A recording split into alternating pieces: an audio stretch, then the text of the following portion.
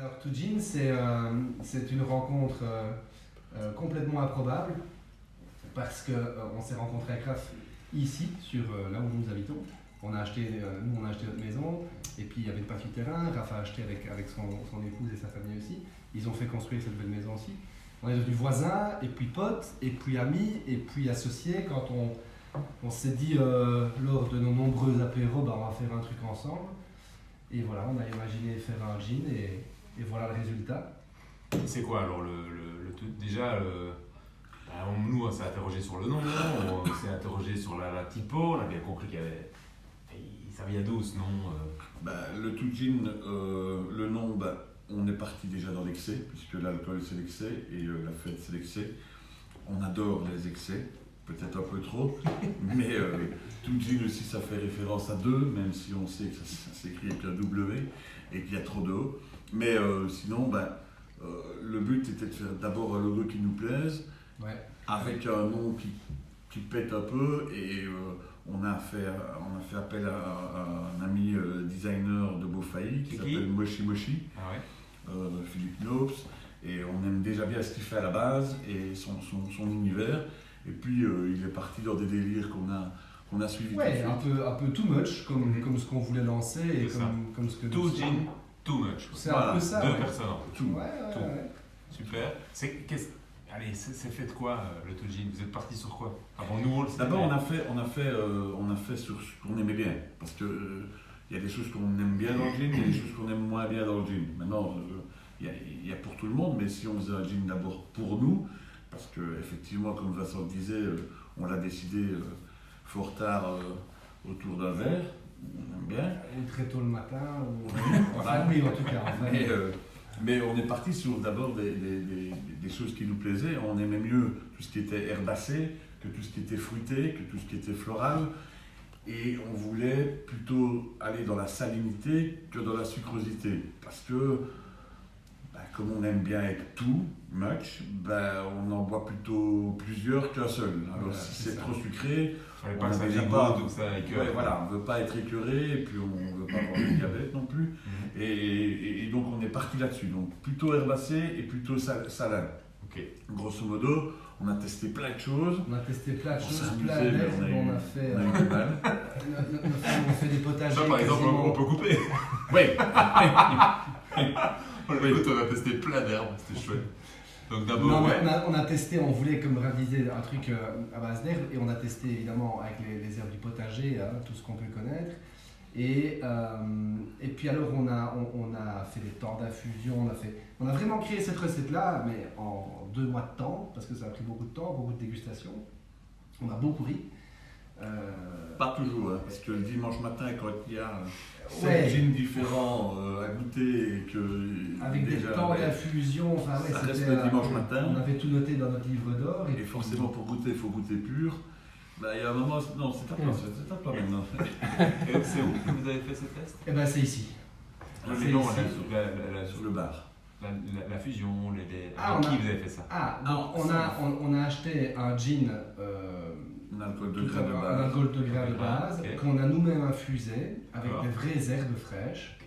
Et donc on a trouvé les différentes herbes qui nous plaisaient et qui s'associaient bien. Et puis on a décidé de mettre quand même un petit coup un peu de peps à la fin, donc on a rajouté un peu de citron, on en a retiré. Et donc on a créé vraiment cette recette de manière à avoir maintenant la solution, notre Too Gin, qui est à base donc d'estragon, de basilic et de citron vert. Avec plein d'autres petits secrets qu'on ne dit pas. Mais en tout cas, la base, c'est ça. On ne peut pas le dire, mais estragon, c'est... Basilic, citron vert. C'est ça. Et l'estragon qui donne un petit peu une note un peu anisée, et puis je pense que ça peut parler à beaucoup de gens, ça nous parle beaucoup parce qu'on adore cuisiner aussi. Et je pense que l'estragon, le basilic et le citron vert, on l'utilise énormément en cuisine. Donc voilà, il y a des petits rappels, on aime bien cuisiner, donc on utilise aussi cet alcool-là avec des recettes, que ce soit dans la recette ou en accompagnement. On aime bien, à la base, avant de faire le Too Gin, à la base on a organisé avec nos amis voisins de Rouvreux, et qui nous aident, ou alors qui sont à part entière dans l'organisation. On a organisé les Noëleries de Rouvreux, on a organisé le Carnaval de Rouvreux. On adore organiser des balades gourmandes, on en a organisé. Et ouais, c'est comme ça qu'on est parti sur le délire de l'alcool, parce qu'on n'avait pas encore pensé à ça, et puis ben, on aime bien, et puis après, quand on le fait, et que ça plaît à nos amis, quand la recette plaît à nos amis, à nos familles, ben, on va un peu plus loin dans la démarche, et puis finalement, ben, mais attention, parce qu'avant d'arriver à ce produit qui est fabuleux, évidemment, ce qui est sûr, c'est que on a goûté de l'éther, de l'essence, des trucs, du kérosène, c'était dégueulasse. Il y a des trucs dégueulasses. Que vous aviez fait. Ouais, il y a des trucs dégueulasses. On est allé acheter des trucs à on a essayé de faire des mélanges beaucoup trop compliqués, et puis finalement on est tombé sur un mélange qui n'est pas spécialement simple, mais qui est très précis, et qui nous plaît, et qui plaît à pas mal de monde. Et puis voilà, et on avait aussi envie de rester sur un côté assez simple comme ça, pouvoir mélanger le gin avec un tonic, on va dire classique. Oui, comment vous le servez? Expliquez-nous comment on doit le servir. On le sert avec un tonic standard, un tonic méditerranéen ou indien. Okay. Il ne faut pas partir sur les toniques aromatisés parce que ça ne va rien apporter, ça va peut-être même à l'inverse enlever la base du... Mais on peut aller vers un méditerranéen pour le côté... Ah oui, ça va être un poil plus sucré peut-être, mais globalement ça ne va pas être gênant. Mais en tout cas, il ne faut pas spécialement aller sur des toniques hyper appropriées non plus. Voilà, on a des super toniques de belle qualité, tous les premium qu'on peut voir sur le marché.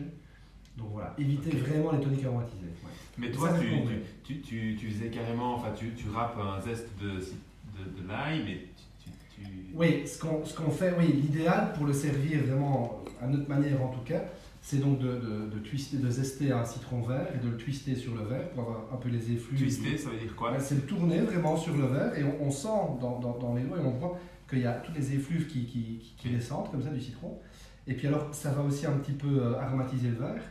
Et puis quelques glaçons, 5 centilitres de gin, et puis 15 ou 20 centilitres. On peut faire moins aussi. Pas trop. On peut faire moins, voilà. 5 centilitres. Ça, c'est la dose qu'on préfère. Oui.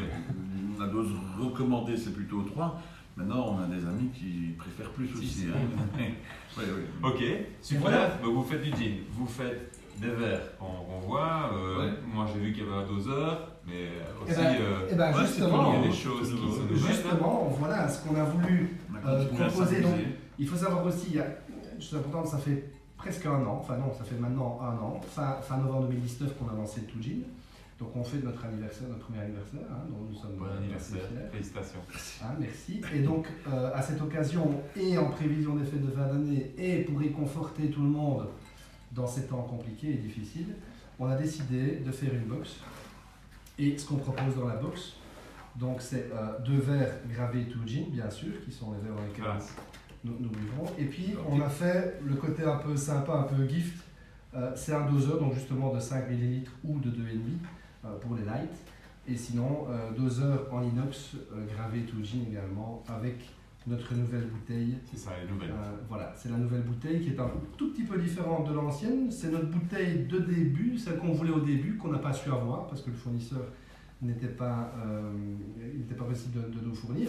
Et voilà, finalement, on revient à nos premiers amours. Cool. Ça vaut combien une box comme ça pour les clients? Alors, on est aux alentours des 50 €. Donc, on distribue ça via nos partenaires, que ce soit en web ou que ce soit en boutique. Certains de nos partenaires sont actuellement fermés malheureusement, mais par contre, ils peuvent travailler sur le click and collect. Donc, toutes ces infos-là sont sur notre page Facebook, Instagram, notre site. Est-ce que vous croyez qu'on pourrait avoir la chance de la distribuer chez Veggie? Avec grand plaisir. On pense qu'on devrait le faire, oui, ça c'est clair. C'est clair parce que c'est un super cadeau de fin d'année, dans un budget qui, ma foi, peut encore être assez abordable en ces temps compliqués. Et c'est un beau cadeau sous le sapin, un beau petit nœud autour, et puis voilà, le reste... Et c'est aussi un producteur liégeois qui a fait le packaging. On essaye de faire au maximum travailler les gens de la principauté de Liège. Mais c'est sûr que pour tout ce qui est, pour la verrerie, c'était plus compliqué parce que chez nous, il n'y en a pas trop. Mais par contre, dès que c'est possible, on fait travailler des lits de jeu. Et là, on est sur des genres de chez nous, mais il y a aussi des très bons ailleurs. Mais forcément. Vous êtes de Liégeois. Et c'est notre philosophie aussi d'être d'une part locale, parce qu'on a commencé nos premiers partenaires, c'était des locaux. Maintenant, On est disponible dans toute la Wallonie, ou quasiment. Mais on aime le côté belgo-belge, le cornet de frites, les verres qui sont fabriqués à Soigny. Ouais, parce que ça, on voit pas la vidéo, mais c'est quoi ce truc-là? Il y a carrément des frites, je pense. Mais oui, c'est Bichert. C'est une marque. C'est une marque. En fait, je vais pas couper, mais. Non, non, mais ça, ce qu'on dit maintenant. Magnifique. Sans aucun problème. Vous pouvez vraiment parler. En fait, c'est un ami liégeois. Qui a lancé cette marque Bichert, et il est sur Bruxelles maintenant, la capitale européenne, mais bon, voilà, il s'est expatrié vers la capitale, mais on a toujours gardé un peu contact, et on s'est dit que justement, quand on avait l'occasion de faire plaisir à des potes, on faisait plaisir à des potes, et voilà qui est fait. On a l'occasion, il y aura un peu de part aussi. Voilà, c'est ce qu'on disait, c'est le côté belgo-belge. Les verres sont faits à Soigny, les doseurs proviennent, notre fournisseur est à Herstal, les étiquettes elles sont faites du côté de Ravenne, la box elle est faite ici à Anse, notre producteur du gin, Michel Bouillon, il vient de Verlaine. Voilà, donc on essaye de rester un peu local, parce que voilà, on aime bien aussi de faire travailler nos voisins. C'est ça. Vous avez des objectifs? S'amuser. Bon, ouais, ça. Continuer à s'amuser.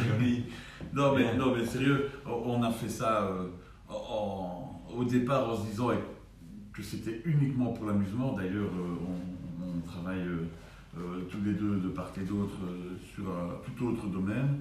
Et ça, c'est juste un amusement qui grandit et qui ne fait qu'être positif actuellement. Maintenant, c'est sûr qu'il va y avoir peut-être des contraintes au niveau du temps, etc. Mais il y a un moment... Là, pour l'instant, on s'en sort et on s'amuse bien. Voilà. Génial. Ouais. On termine sur quoi? Santé déjà. Santé à vous. Santé Medjin aussi. Cette belle rencontre. Santé. Longue vie à Medjin, et vivement vous revoir avec le pack sur votre app. Demain.